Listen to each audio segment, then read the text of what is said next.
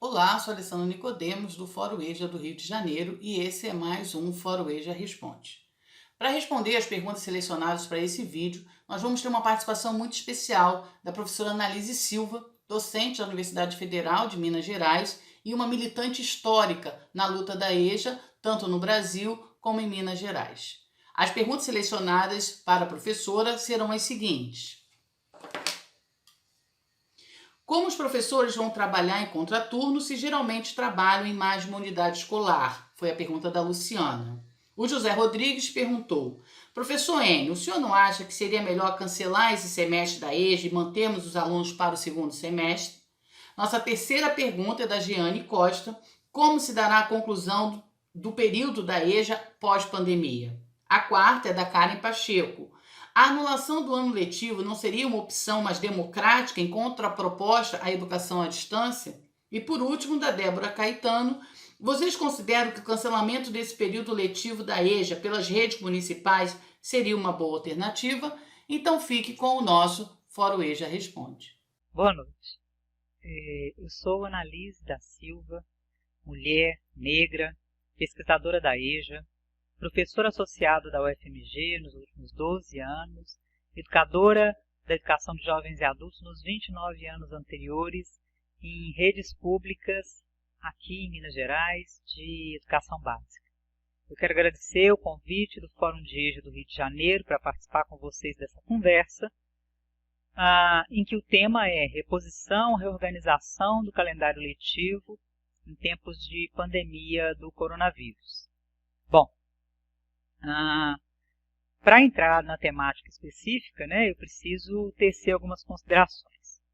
Então, considerando aí que eu entendo a educação escolar como um instrumento de formação ampla, de formação plena, de luta pelos direitos de cidadania, de luta pelo direito à emancipação social e humana, que contribui na humanização da humanidade, enquanto vai preparando as pessoas e a sociedade para a responsabilidade, que é construir coletivamente,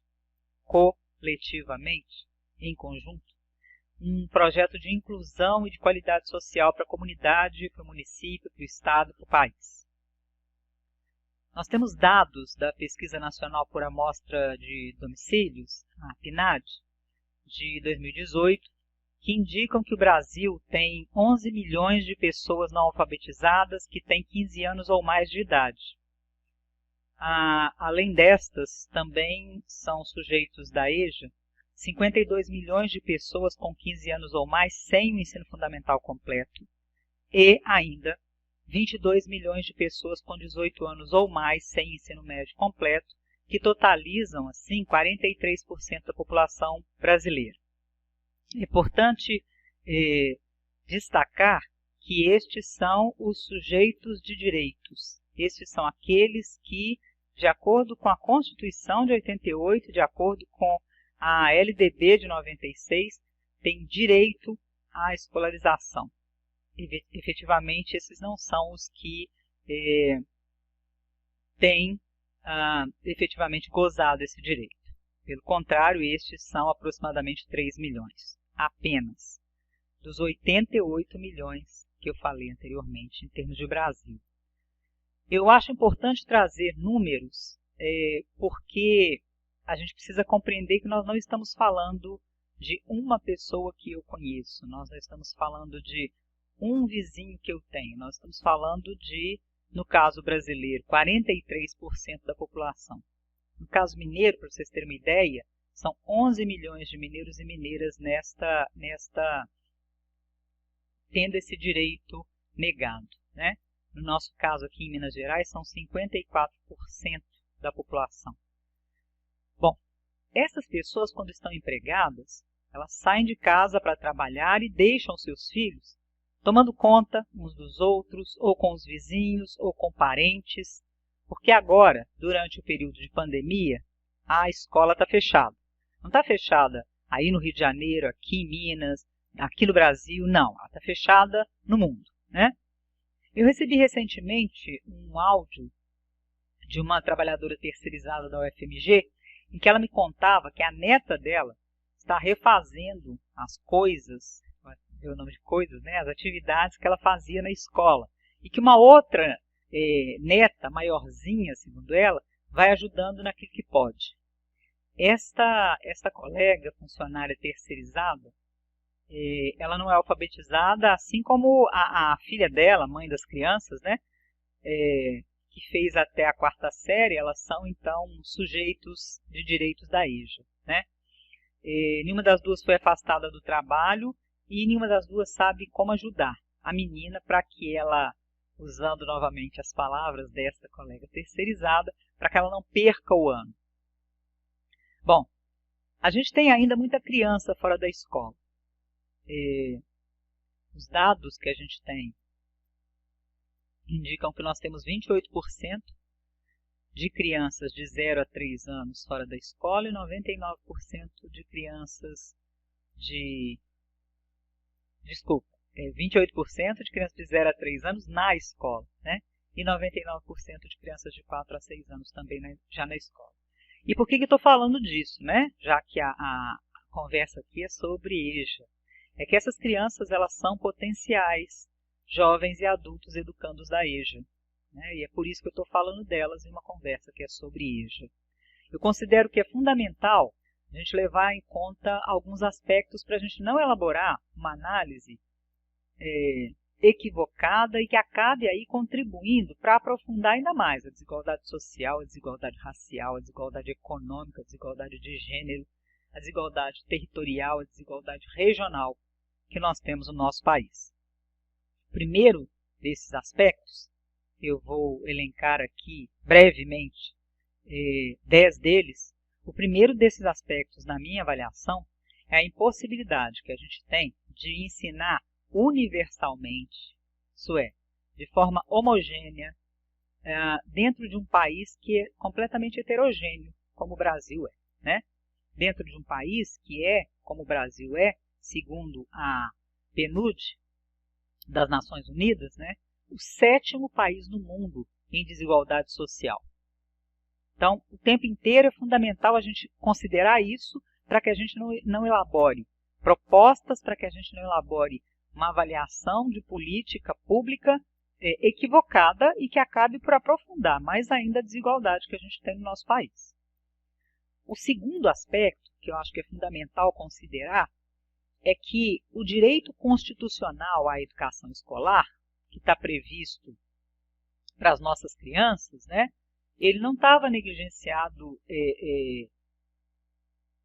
mais, né, ele não estava em situação pior, porque a gente tem o Estatuto da Criança e do Adolescente, né, que daqui a uma semana, no dia 15 de junho, né, vai completar 30 anos que está em vigor, né, e nesses 30 anos ele vem garantindo direitos como o direito à vida, o direito à alimentação, a proteção física, a proteção à infância e à maternidade, a proteção contra a exploração sexual, o direito à creche, o direito à escola, o direito à moradia digna, e isso tudo com todas as lacunas que a gente sabe que a aplicação da lei tem no nosso país. E por que eu estou falando de crianças? Tá? Eu estou falando de criança porque, junto com esse segundo aspecto, da mesma forma, é fundamental a gente considerar que o direito constitucional à educação escolar, que está previsto para os jovens, para os adultos, para os idosos, ele só não está mais negligenciado, a coisa só não está pior, porque nós temos os fóruns de EJA do Brasil, que com perseverança vem lutando aí há 2 décadas, né? Vem lutando para garantir direitos, como todos esses direitos que eu falei anteriormente, que o ECA garante para crianças. Né? No caso da educação de jovens e adultos, a luta é também pelo direito à vida, pelo direito à alimentação, pelo direito à proteção física, né? Contra a exploração sexual, pelo direito à escola, pelo direito à moradia digna, né? Pelo direito ao reconhecimento das diversidades. Reconhecimento mesmo, né? É uma teoria do reconhecimento. É muito mais, vai muito além que tolerância, vai muito além que respeito, é reconhecimento, né?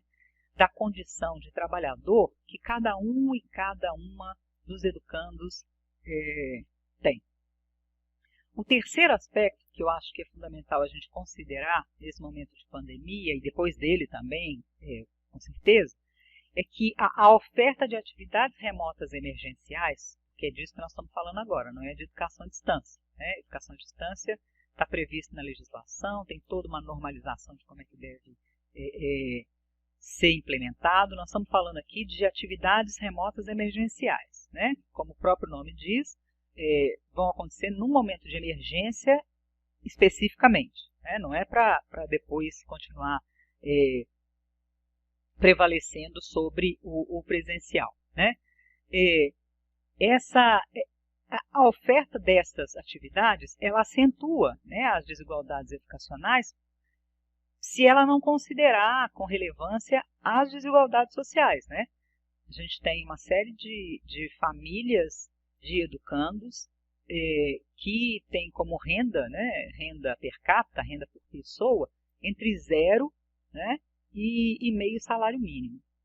Isso não são dados da Analise, né, isso são dados do IBGE.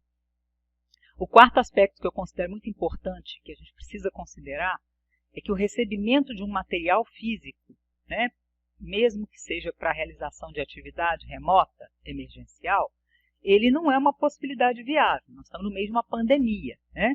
E implementar isso significa que a gente vai incentivar um movimento de pessoas, né, dentro das escolas para buscar esse material, e que, se isso ocorrer, os educandos, as educandas e suas famílias, né, vão ter que romper com o distanciamento social, que neste momento é aquilo que os especialistas em epidemiologia, em virologia, nos dizem que é fundamental manter, né? Então, se você tem como, se você pode, né, fique em casa. Distanciamento social salva vidas, né? O quinto aspecto que eu avalio que a gente precisa considerar, antes de abordar especificamente a questão do cancelamento ou da continuidade do semestre letivo, é que, segundo o IBGE, eu vou falar especificamente do caso aqui de Minas Gerais, mas é possível verificar esse dado no site do IBGE em relação ao Rio de Janeiro também, a qualquer outro estado, qualquer outro município. No caso aqui, especificamente de Minas Gerais, o IBGE fez um levantamento que nos dá o dado de que 32% da nossa população não tem acesso próprio à internet. O que significa esse ter acesso próprio? Significa que nos últimos 3 meses a pessoa tenha conseguido acessar a internet usando seus próprios dados, sem que ela tenha necessidade de pedir emprestado, de pegar, de usar dados de outra pessoa ou de uma entidade, ou de uma instituição, de uma escola, que ela tenha dados móveis suficientes para fazer isso ela mesma, né? E aí o que a gente está chamando de acesso à internet não é entrar no Facebook, não é entrar no WhatsApp, não é disso que se trata, né? Se trata efetivamente de dar conta de fazer atividades que essas atividades remotas emergenciais, para termos efetivamente continuidade dos estudos durante a pandemia, precisa se utilizar para garantir. O sexto aspecto, que eu considero que é fundamental, né, é a gente considerar, antes de abordar como que os educadores e as educadoras vão fazer para trabalhar no contraturno, né, é que esses profissionais, assim como os educandos com os quais eles trabalham, eles não possuem recursos computacionais e nem dispositivos adequados e necessários para que possam realizar nem estudo e nem trabalho remoto, à distância. Uma vez que as atividades propostas até aqui, tanto pelos governos estaduais quanto pelas administrações municipais que já fizeram essas propostas, demandam ser mediadas, tanto pelas tecnologias, né, que devem ser democratizadas, com acesso livre à internet, de qualidade banda larga, e ao acesso a outros meios tecnológicos também, que possibilitem interações criativas na internet, na televisão, no rádio. Portanto, demandam sinais de telecomunicação. A TV do governo estadual aqui em Minas Gerais, e eu estou falando de Minas Gerais, gente, porque a gente fala do lugar onde a gente tem o pé, né? A TV do governo estadual aqui em Minas Gerais, ela pode ser acessada por 186 dos nossos 853 municípios, né? E aí? Aí no Rio de Janeiro, como é que é a cobertura para essa possibilidade, né? Existe uma TV que é do governo do estado? Se existe, ela ela possibilita ser acessada por todos os municípios do Rio? Como é que é isso, né? Bom, na verdade, eu espero já ter até aqui explicitado um pouco o meu posicionamento referente à pergunta que foi feita pela Luciana, né? Que é sobre a possibilidade de trabalho em contraturno para educadores e educadoras, né? Essas perguntas foram feitas numa atividade que vocês tiveram em março, né? Para o levantamento de temáticas que seriam interessantes serem trabalhadas nesses diálogos por programas. E aí, então, tem essa pergunta que foi a Luciana que trouxe, né? A possibilidade de trabalho em contraturno feita por educadores e educadoras da EJA. Eu ressalto, então, acho que já até respondi, mas eu quero ressaltar aqui a incoerência de se propor algo assim, né?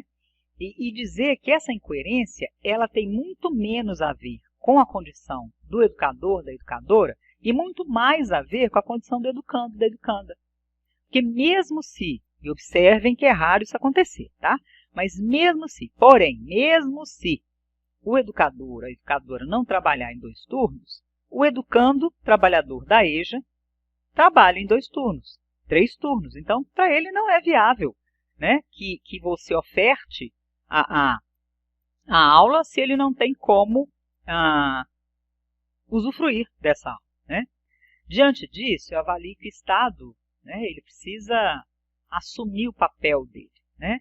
E nessa perspectiva de construção aí de medidas que vão contribuir para priorizar a vida de todos nós, né, que esse papel do Estado se faz necessário, né?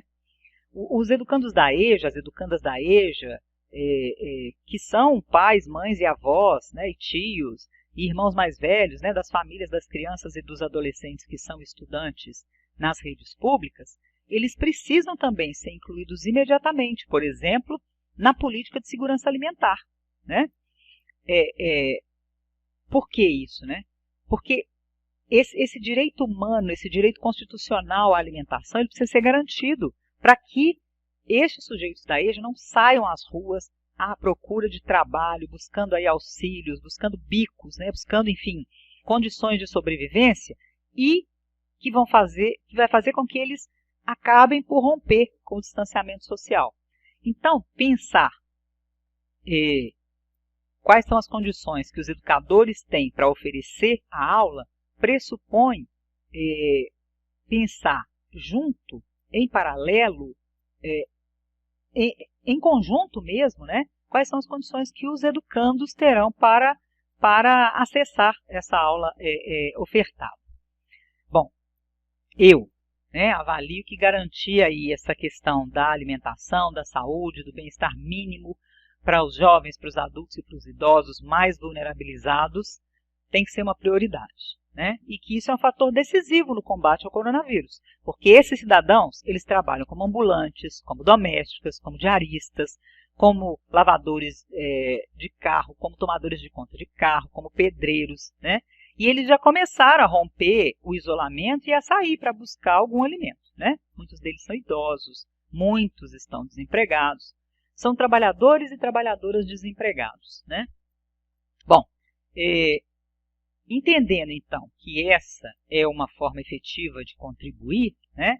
Se não com a contenção, ao menos com a minimização, né, do alastramento do vírus, e, consequentemente, então, com a segurança dos cidadãos e das cidadãs, eu avalio que a promoção de auxílios específicos para essas populações mais vulnerabilizadas, com a garantia da sua alimentação, vai acabar contribuindo para evitar deslocamento e sobrecarga de demanda nos leitos de UTI nos hospitais. A preocupação que eu trago aqui é com estarmos nos atendo muito ao como será dada a aula e menos com em que condições estarão docentes e discentes, educadores e educandos para que essa aula seja dada. É isso que eu estou tentando trazer aqui para vocês, para a gente pensar nesse diálogo. Porque são educadores, são trabalhadores e trabalhadoras informais, né? São autônomos, são desempregados, né? E são pessoas que não terão, nesse período, o que comer, né? Então, só quem, como nós, conhece a situação deles de adoecimento, de desemprego, a situação deles de idade avançada, de família numerosa, né? A dificuldade pela pouca ou nenhuma escolarização, vai dar conta de entender que, que eles vão sair para as ruas buscando auxílio, porque as escolas, não só aqui, não só aí, as escolas estão fechadas. E eles vão acabar, então, por romper com o distanciamento social. E eu sei que vocês também os conhecem e sabem disso, né? Eles têm feito contato conosco aqui no Fórum Mineiro, têm feito contato conosco no Fórum Metropolitano e no Núcleo de Educação de Jovens e Adultos da Universidade Federal de Minas Gerais e têm informado, né? E essa informação está chegando cada dia em maior número, que eles já não têm mais provimentos em suas casas, né? Tempo é uma coisa da qual o sujeito da EJA não dispõe para aguardar em casa, sem que as suas condições objetivas de sobrevivência estejam supridas, né? Então, de novo, eu avalio que a gente precisa se preocupar, sim, com a função social da escola, né, em relação aos conteúdos, mas sem perder de perspectiva em nenhum momento o objetivo, a função social da escola de interação, de socialização, de acolhida, de abrigamento, de humanização da humanidade, né? E aí, para pensar isso, não adianta a gente pensar só em eles precisam receber cestas básicas, né? Vai além disso, né? Então a gente precisa pensar que os canais aí, tanto de cadastramento desses sujeitos, quanto de distribuição dessas cestas básicas, por exemplo, esses canais precisam levar em consideração que muitos dos educandos da EJA estão em processo de alfabetização, por isso eles precisam ter à disposição também um canal telefônico para acolhimento de seus cadastros, né? E mesmo aqueles que já estão alfabetizados, nós vamos falar disso, eu pretendo abordar isso em próximos aspectos, logo agora mesmo, no sexto aspecto eu quero falar um pouco disso, né? A questão do acesso à internet. Então não adianta pouco, né, o gestor dizer assim, ó, se você é educando da EJA, está precisando de cesta básica, cadastre-se aqui no nosso site, né?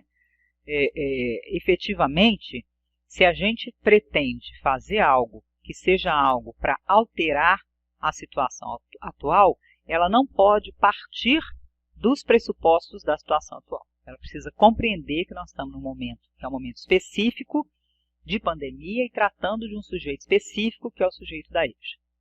E aí, colado no sexto aspecto, né, que eu acabei de falar agora, vem o sétimo, né? Eles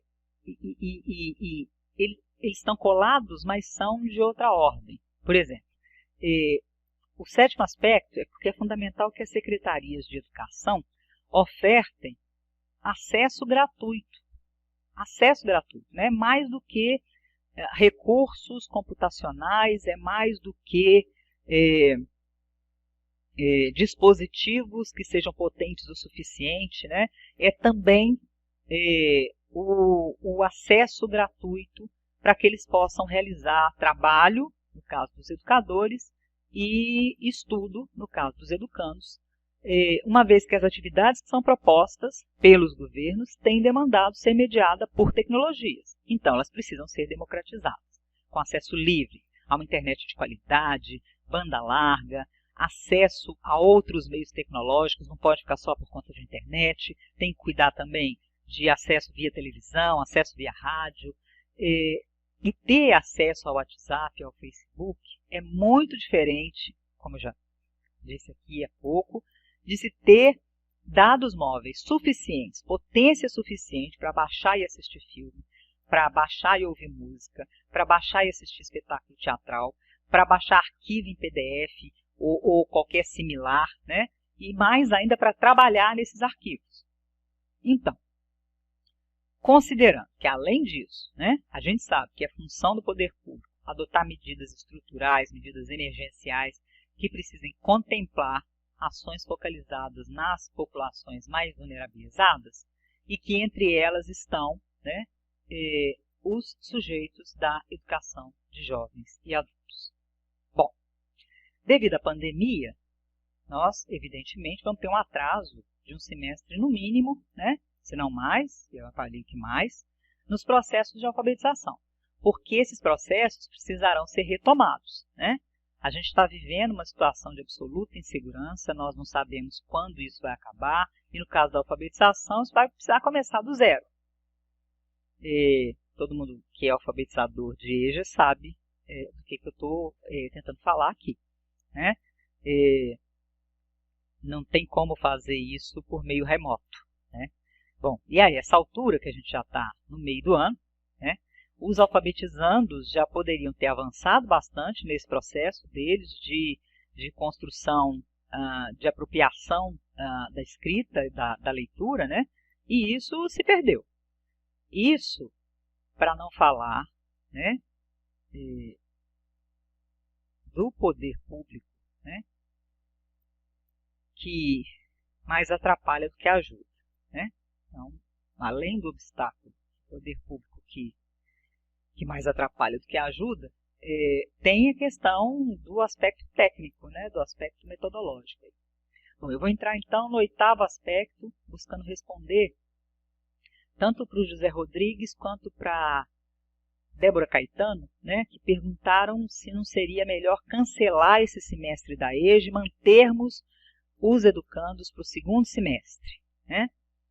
E vou também tentar aqui responder para Karen Pacheco, que pergunta se a anulação, né, os dois anteriores perguntam sobre o cancelamento, e a Karen pergunta sobre a anulação do ano letivo, se ela não seria uma opção mais democrática, aí com contraproposta à educação à distância. Bom, primeiro eu considero importante a gente lembrar mais uma vez que nós não estamos trabalhando com EAD. EAD é uma modalidade prevista na LDB, é uma modalidade que tem toda uma regulação de funcionamento, né? EAD não é alguma coisa do tipo, não posso ir hoje aí, então vamos fazer por Skype. Não é isso que é EAD, né? EAD não é nada do tipo, vou gravar aqui uma aula e depois você assiste o vídeo. Não é disso que se trata, né? O que nós estamos trabalhando aqui é com atividades remotas emergenciais e que precisam o tempo inteiro ser caracterizadas como tal. Porque elas são emergenciais, elas não são para continuar depois, né? E aí, então, eu considero importante explicitar isso e explicitar também o que significa cancelar ou anular o semestre ou o ano letivo escolar da perspectiva da legislação, né? Porque isso significa que tudo que foi feito até aqui, tudo, tá? Quem teve 2 semanas, 1 semana, 2 meses, 1 mês de aula, tá? Tudo que foi feito até aqui fica desconsiderado. Tudo. E aí, com isso, os educandos ficam automaticamente sem matrícula. E isso nós sabemos, né? Nós lidamos com os sujeitos da EJA cotidianamente, nós sabemos que isso repercute em todos os benefícios sociais que eles e elas possam receber. Então, é só para a gente perceber que as palavras podem parecer significar a mesma coisa, mas elas não significam, tá? Anular ou cancelar semestre letivo ou ano letivo significa que tudo está desconsiderado. Significa que os educadores que são contratados, por exemplo, ficam automaticamente sem contrato, tá? O cara foi contratado para trabalhar no primeiro semestre de 2022.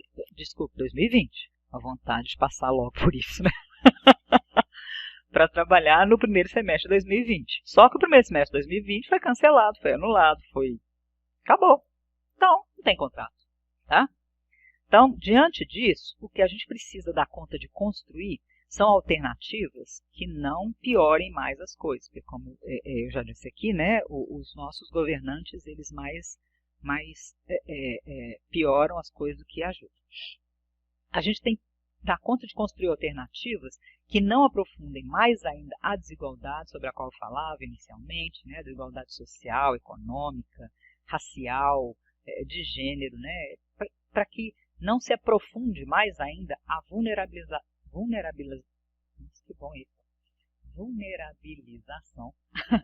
a qual os sujeitos da EJA são historicamente submetidos, né?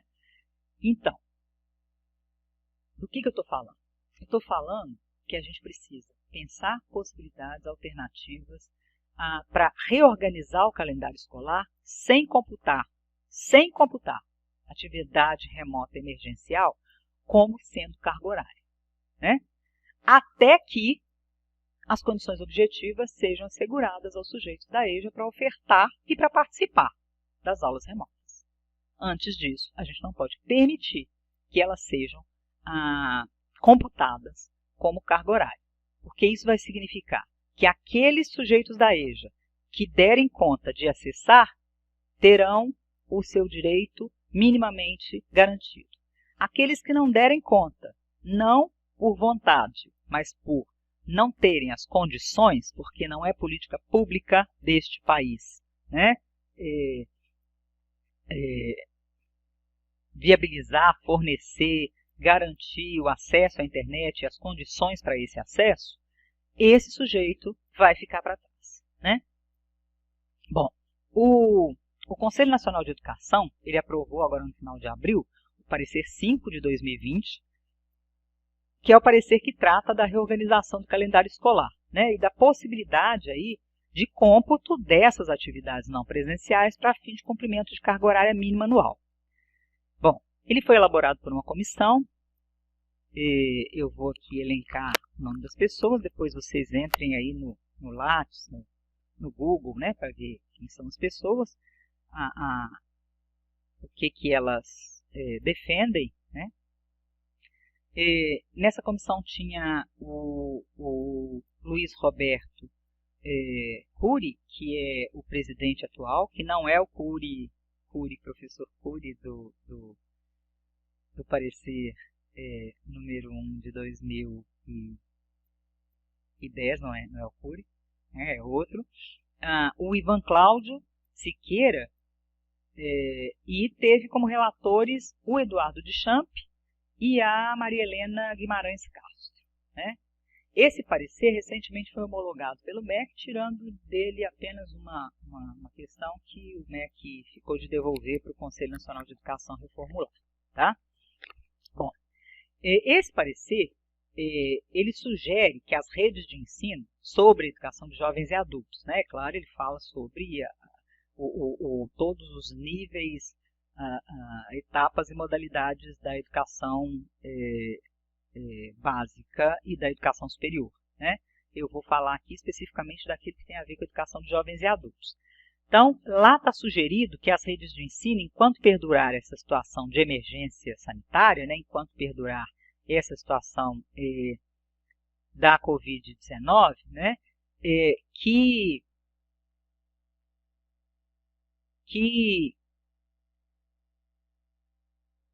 se considere, né, as singularidades da EJA na elaboração de metodologias e de práticas pedagógicas, né? E aí, então, se faz referência ao parecer 11 de 2000, à resolução 1 de 2000, e a resolução 1 de 2000 é aquela que estabelece as diretrizes curriculares nacionais para a EJA, né? E a resolução 3 de 2010 também, que é aquela que institui as diretrizes operacionais para a EJA. O que isso significa?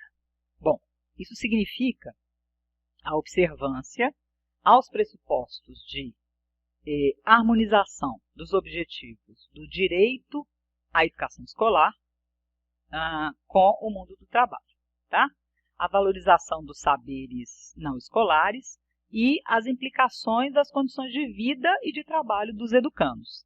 Então, se as implicações das condições de vida e de trabalho dos educandos, segundo o parecer do Conselho Nacional de Educação, precisam ser observadas, significa que nós não podemos computar como carga horária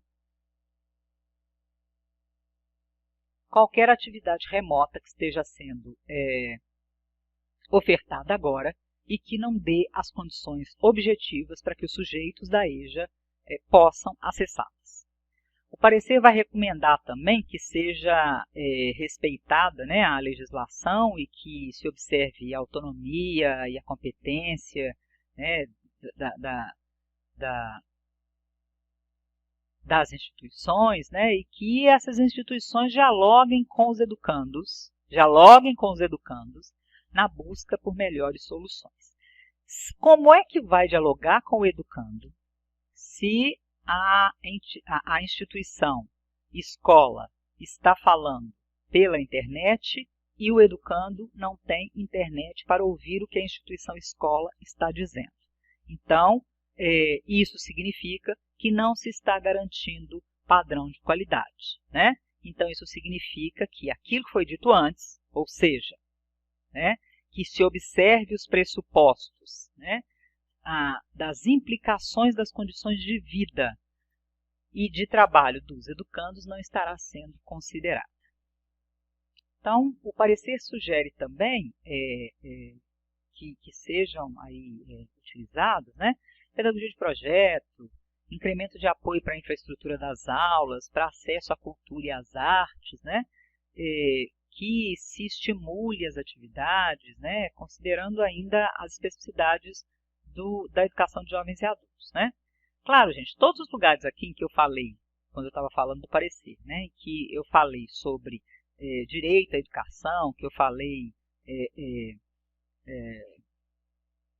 especificidades da educação de jovens e adultos, eles, aqui no parecer, eles falam, por exemplo, de direitos de aprendizagem, né? Porque a lógica é muito pouco freiriana.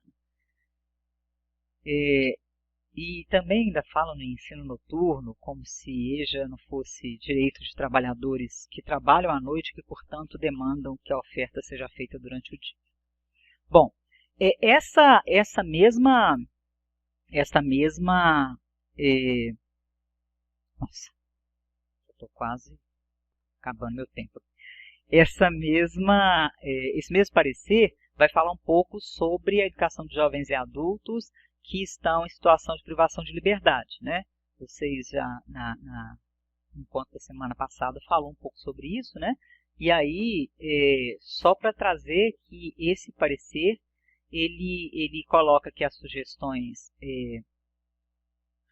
ele coloca que no parecer, né, que as sugestões relativas ao que eles estão propondo para o ensino fundamental e médio, ou seja, essas que eu falei anteriormente aqui, que elas servem como parâmetro para a formação, para a formulação aí de atividades educacionais para aqueles que se encontram em estabelecimentos penais, né? Então, os relatores vão dizer também que é fundamental que se considere toda a legislação pertinente às pessoas privadas de liberdade. Bom, aí então eu quero trazer aqui o nono aspecto, tá? Que é o de sugerir que vocês busquem, para a gente dar conta de fazer aquilo que eu propus, né? Que é a construção de possibilidades, de alternativas que efetivamente contribuam para a construção de situações que garantam direitos aos sujeitos da EJA neste momento de pandemia, né? Então, eu sugiro que vocês busquem aí aquilo que a gente construiu lá em abril de 2016, na Confinteia Brasil +6, né? A gente tem um sem número ali de propostas muito interessantes e que, se colocadas em ação, podem e muito, né, contribuirão para essas questões, né? Eu também sugiro a leitura daquilo que a gente construiu no último Eneja, né, que são as propostas que nós aprovamos ali. Bom, por fim, buscando aí dialogar com a pergunta que a Jeane Costa nos traz, sobre como é que se dará a conclusão do período da EJA pós-pandemia, né, eu entro, finalmente, no 10º aspecto fundamental, que que eu pretendi trazer aqui nessa conversa com cada um e com cada uma desde o início dela, né. Bom, eu avalio que ninguém sabe com certeza, né, o que a gente já sabe é que nós vamos ficar ainda por mais de um ano precisando manter distanciamento físico, tomando todas as precauções, porque ainda não temos uma vacina, né? Bom, eu avalio que nós estamos longe de tê-la ofertada para todos gratuitamente, mas que será bem mais rápido do que uma vacina para AIDS ou para dengue, porque diferentemente dessas outras dessas outras situações, né, o abalo que o corona provocou na economia vai fazer com que os grandes laboratórios e os governos pró-capital, né, se movam para financiar aí essas pesquisas com mais celeridade. E por falar em financiamento, né, embora conste lá do artigo 6º da nossa Constituição, que educação é direito social, eu avalio que ela é direito humano. Tá? Entendo que a educação escolar é um instrumento de formação ampla e plena, e avalio que, para que isso se efetive, esses aspectos precisam todos ser considerados, mas um deles tem que se fazer premente, né? Que é a questão de termos investimento de verba pública exclusivamente na educação pública, né? Isso é um dos aportes para que a educação seja tratada como direito humano que ela é. Então, avalio que a gente não precisa mesmo inventar a roda, tá? Ela já existe, é fácil de identificar, porque ela é um investimento de verba pública exclusivamente em educação pública. Mais uma vez aqui eu agradeço o convite por estar aqui com vocês, por estar aqui dialogando com vocês. Eu espero mesmo ter podido de alguma forma contribuir. Agradeço o convite e aqui eu quero sugerir que a gente não faça nem meio minuto de silêncio, que a gente, cada vez que for se pronunciar sobre a questão da EJA, a gente reverencie cada um e cada uma das pessoas que perderam suas vidas em função do Covid, em especial aquelas que perderam suas vidas em função do descaso, do desrespeito, do não reconhecimento que essa pandemia tem recebido por parte de alguns de nossos governantes. Que tenhamos saúde e paz, e que a gente conquiste essas duas coisas na luta, porque se dependermos de nossos governantes, nós não teremos nem saúde nem paz. Tudo de melhor, grande beijo, sigamos.